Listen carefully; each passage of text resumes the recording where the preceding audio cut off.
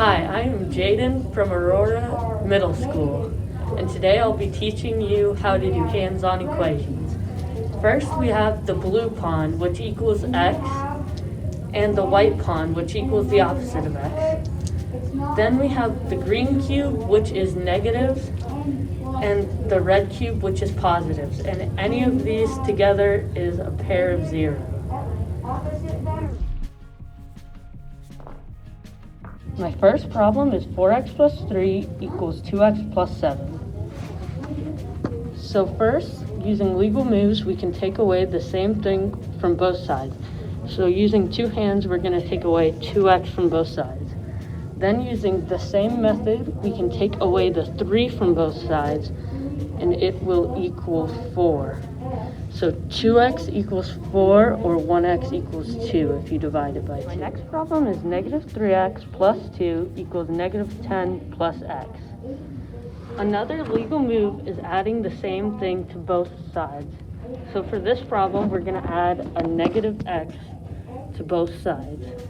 This makes a pair of zeros, so we're going to take it away.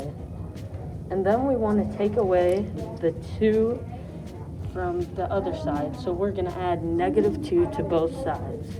This is a pair of zeros, so you can take that away, and that means negative 4x equals negative 12, or negative x equals, the opposite of 4x equals negative 12, or the opposite of x equals negative 3, or x equals 3. My next problem is negative 3x plus 5 plus x equals 2x plus negative 3.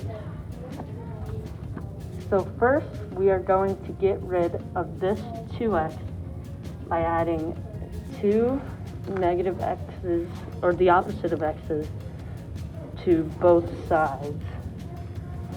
And this will make pairs of 0. Next, we can get rid of this because it is also a pair of zeros.